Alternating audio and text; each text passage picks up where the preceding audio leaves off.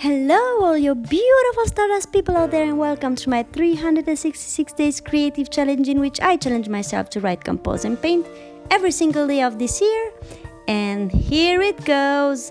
My pen is back. I bought another pen.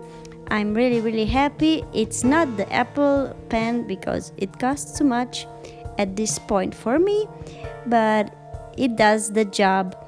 And so I decided to make two paintings today, two micro paintings, and then do a little work in the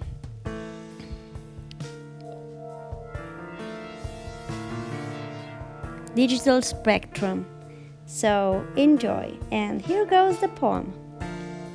I'll pack my suitcase, go see a flamingo bird, traveling to the end of the world. Paint it with care and love and respect of what I don't own. And when I'll open my eyes, I'll be home. Thank you very much for watching. Love you, kisses. Bye bye.